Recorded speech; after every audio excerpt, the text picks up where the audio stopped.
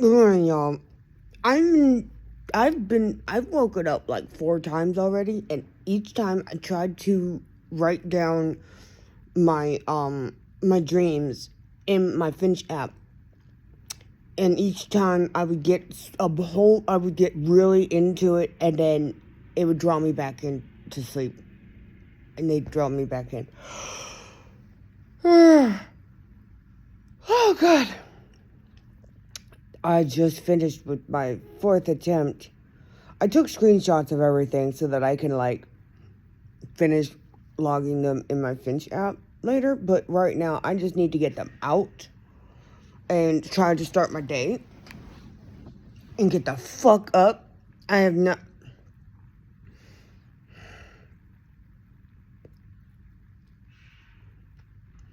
done a goddamn thing. I have not left this throne of mine. My easy chair.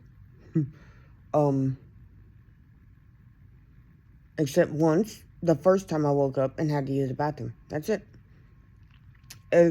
Since then, I've just been trying to complete this one fucking task of getting my dreams out.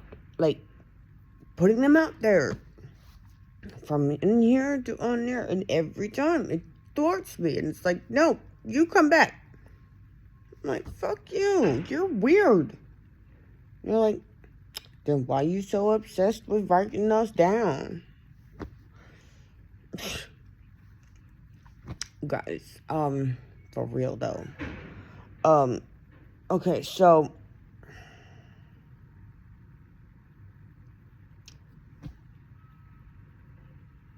shit, hold on. Okay, so the first part of the dream was actually quite pleasant. Oh. Despite it being a representation of how bad I really want a cigarette right now. Because I was hanging out with Phoenix at his parents' house. I forgetting that I'm supposed to be quitting smoking. I kept asking him, like, can we go out and have a smoke? He's like, yes. Eventually, he's like, yeah, sure. Let's go out to the car.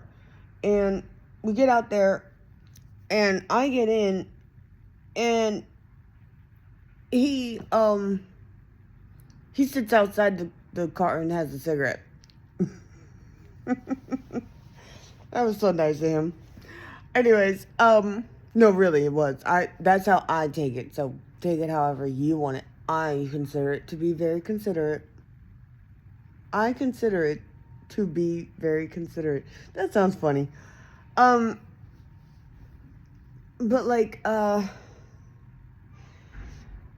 yeah, and then it got fucking weird. Okay.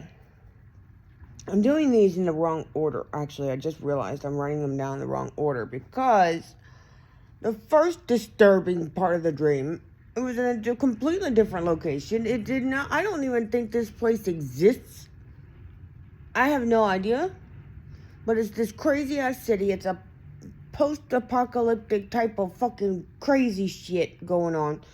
Don't leave the house at night. I was living in a place, like, in this weird area. I would call it a cul-de-sac, but it was in the middle of a city. So I don't know what that would be called. With Phoenix. I was living there with Phoenix. Don't go out at night. We had just moved there. I honestly wonder if it was the same place that we were moving into in my last dream from last night. Not last night, night before last.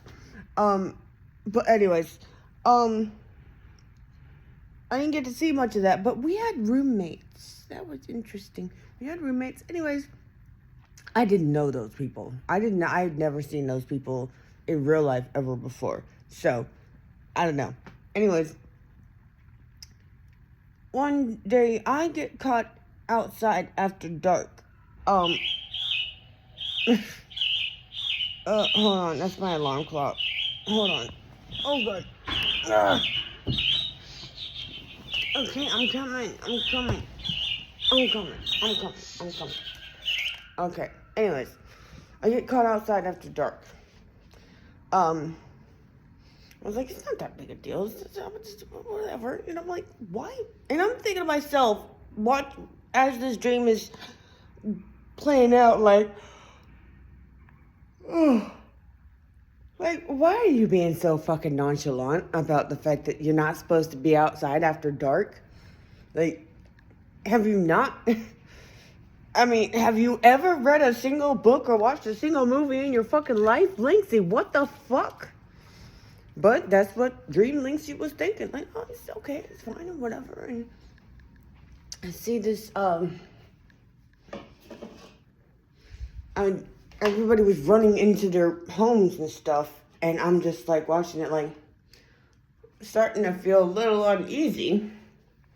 Because I'm like, I don't understand why it's so goddamn serious. It's the sun literally just went down. What's everybody's freaking out about? And like, I see this sign on this one building. Looking back, it was kind of ominous because it was all like it had the Star of David or some shit, and it was like, you know, anti-Semitism will not be tolerated, down with Palestine, with like a big slash through a Palestinian flag or some shit. And I was like, as soon as I saw that, I said, oh shit. And I tried to get, I wasn't that far from home either. And, it was, like, it was within eyesight. Eyesight. I turn around after seeing that. There's this dude, just popped up in front of me. I was like, I'm sorry, I'm on my way. I'm going in right now. I'm going right now. He grabs me and starts beating me with a bamboo stick. What? And I managed to break his hold somehow and started trying to run towards home, and he got his hands around my neck, but like not the top part, but like down here, and it was just enough because of all the swelling in here to kind of muffle my screams. I was screaming for Phoenix, and eventually, somehow, after a kerfuffle, I break free of the dude. I run in the house. I fucking lock the doors or whatever. Apparently, we were heavily armed, and I have no idea what that was about, because I was like, dude, somebody just beat me with a bamboo stick, bro. Told the story while I'm getting guns and shit, all this heavy artillery out of the fucking safes and shit. I don't fucking, what the fuck? And then, whoop, that was enough for that dream, apparently, because then we go into another dream. That was disturbing as fuck.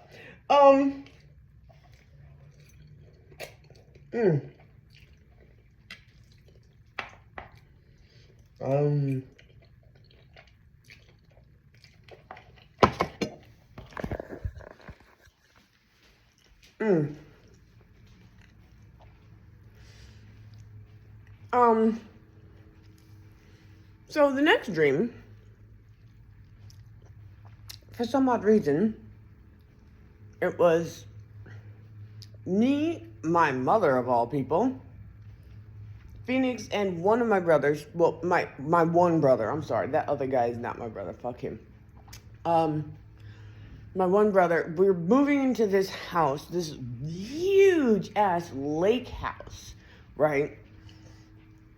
I need to walk around because I'm really trying. It's really trying to draw me back into dreamland.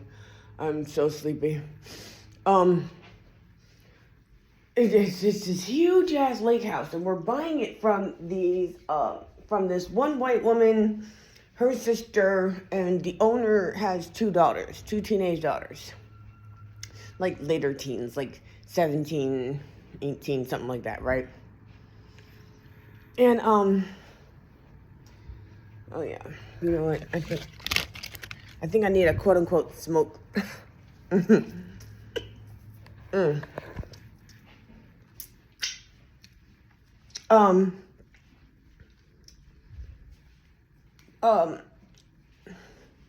was all well and good. It was 4 stories. We weren't allowed on the top 2 stories. It's fucking huge. I was very naive. It was like, everybody's been, I remember having to scavenge for food, which checks out since my mother was there, you know. That's what I had to do, in my formative years. I would find packs of crackers, you know, and just be loading up on those, keep a bag with me, with snacks in it so I could just not die. Which is something I had to do as when I was growing up too. So, I was just, you know, I just didn't think anything of it because, like, oh, duh, of course, my mother's involved. Of course I have to scavenge for food. But I didn't suspect anything wrong with the 4 white women. Because, yeah, at this point, the teenage girls were women. I don't give a fuck.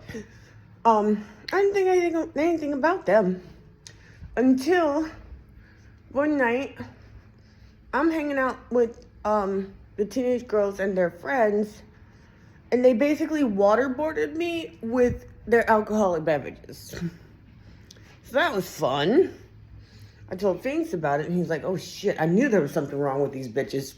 I just couldn't put my finger on it. I was like, why didn't you say anything? He's like, because they were nice to me, and I didn't want to, you know, rock the boat or whatever, be like, well, and then be wrong.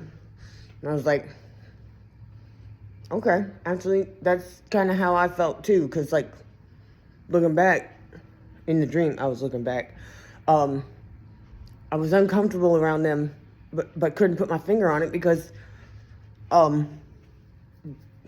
they felt familiar, you know, like, and then we talked about it, and we're like, well, duh, of course they felt familiar and safe at the same time, because the brain says familiar equals safe, and these people were not safe. They were just familiar. So anyways, once they realized that I had told Phoenix what they had done to me, they started doing their best to keep us separated. You gotta keep separated. Anyways, and because, which checked out because they were so sugary sweet to him, but evil towards me. Weird. Not really. So, like, fucking, one day I decided to get curious because I'm like, I started avoiding all of them. I still continued to scavenge for food because turned out my instincts were right. I had to scavenge because they didn't want me eating. Okay? The only one who didn't realize what was going on was my mother with her willfully ignorant self. Okay? Fucking, eventually, one day, I decide, you know what the fuck is up with the top 2 stories? What's up with that? I go up to the 3rd floor. It's completely unfinished, which checked out because that's what they said, the reason why we couldn't go up to the top 2 floors.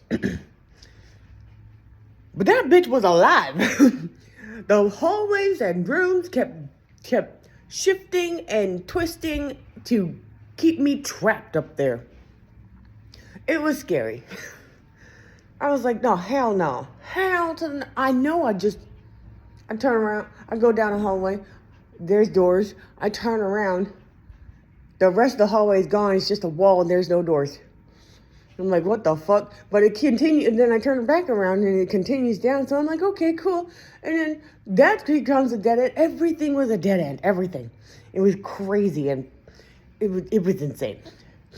And I do not have a clue how I got the fuck out of there, but I did. And then after that, I kept, like, random animals kept appearing on the 1st floor in, like, little gift boxes and bags and shit. And I don't know what told me to do this, but I was glad that I did, because I would gather them and release them outside, right? And my suspicions were confirmed when one day, one of the teenage girls, women, whatever, she caught me with a baby capybara. And she did everything she could to keep me from letting it outside. Like, kept chasing me down, blocking my exits. Like, what you got there? I was like, nothing. Leave me alone. Like, nothing. What? Where are you going? Where are you going? Where are you going? Bitch, I got... With the help of Phoenix, I was able to get the capybara outside and release the little guy. So cute. The whole time, capybara is just in my arms, just like, chill. You know, just a chill little guy. Love him. And then, like, it was weird. So I resumed, you know, the whole, like, release the animals that keep appearing in the middle of the floors on the first floor with Phoenix's help. You know, he would be like, hey guys, how's it going? Or whatever, because they just could not show their true colors in front of him. They just couldn't.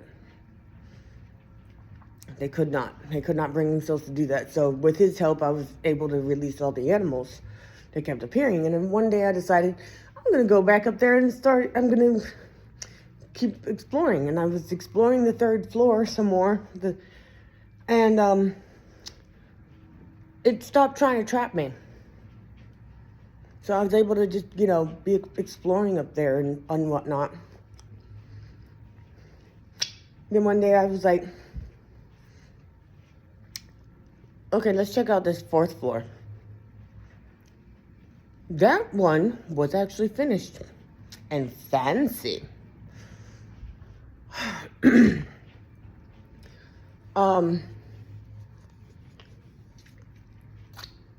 So like, and I was up there, I was looking around like, damn, this is pretty nice. The fuck is wrong with it? You know?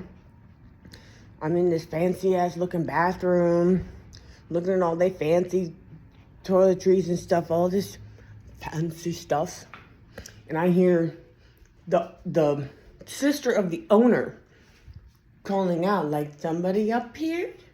Anybody up here? I said, fuck this. I dipped out of there and into this really fancy bedroom suite. And I'm just like, I can hear her coming. It's one of those little cat and mouse games going on, basically. I'm just trying to get the fuck out of there. Eventually she catches me. Not her. She doesn't catch me. One of the daughters of the owner catches me. And they start chasing me. I'm going down fire escape stairs that I didn't know existed. I'm just like, hail to the no. I don't remember. Something happened on the fourth floor that I ended up having to chase her. I was literally flying down these fucking stairs. I think she had one of the animals. And I was trying to catch her to get the animal from her. And then I woke up. Crazy, right?